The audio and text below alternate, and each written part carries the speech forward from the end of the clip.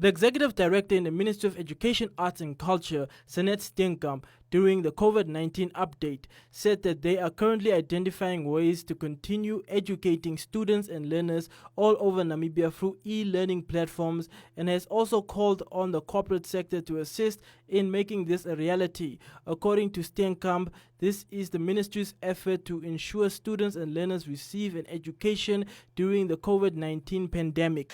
The Ministry of Education, Arts and Culture represents 37.6% of the public servants in this country. It is the biggest ministry. We are serving more than 800,000 learners. We have more than 30,000 teachers, that is inclusive of private school teachers. And we are serving 1,897 schools. Now, the number of learners that are going to be affected are not just in the north. It is a national problem that we are having.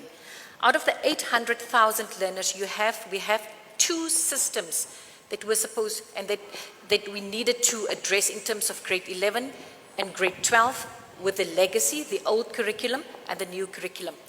For the old curriculum, grade 12s, we've got more than 27,000 learners. For grade 11, we have 23,000 learners. Now, our biggest congregation of learners are in the primary sector. Okay, from pre-primary with more than 52,000 up to grade 9. So those are the big numbers that we talk about. So yes, we are saying we are having a challenge. Remember that COVID-19 also came to highlight again once more the issues that we are constantly trying to address, and that is inequalities. And therefore the ministry, really we are appealing to the Friends of Education, to corporate entities to join us in helping us to roll out either on-learning or e-learning to our students. NANSO Acting Secretary General Patience Masua said that the program will target the most vulnerable groups in society and needs cooperation from these communities. I think our program is specifically designed and targeted for the most vulnerable communities that are most harshly affected during this time. And that is why we've engaged principals like the principal of Havana Primary School, who gave us an exact figure of how many students need to, used to get food from the school feeding program, etc. These packages are specifically designed for most vulnerable communities, and that's where we're starting.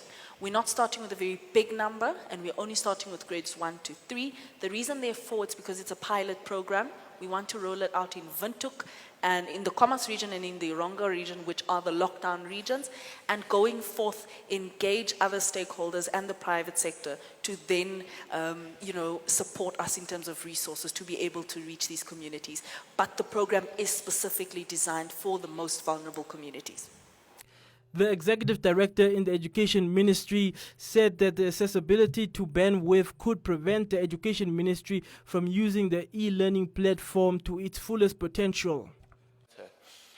What is it that we found out? When we put all the learners on our system and all the materials, the video clips, lecture clips, and all the materials on our system, it will put extra pressure on our systems. The question is whether our systems can take it. Yes, at our public higher education institutions, the systems can take it. It's the bandwidth that we are talking about that will be the first thing that will be affected.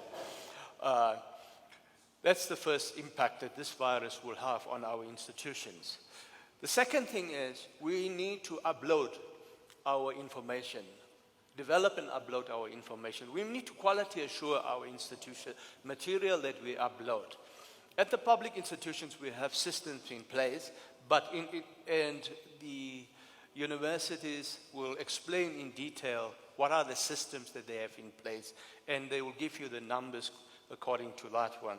But for us, in terms of the e-content, we can do it. Many of the private higher education institutions has the capability to to also upload private. They have different modes of open and distance learning that they've been using. The traditional modes and so forth. It's a mixture that we have, but we are constantly in engagement with them. In terms of the students, if we upload all the information, what is happening? The students out there, whether you are in the rural areas, whether you are in towns, you need to be able to access the information and communicate with your lecturers and so forth. The ministry has announced that schools will continue on the 20th of April 2020, but students and learners will be homeschooled.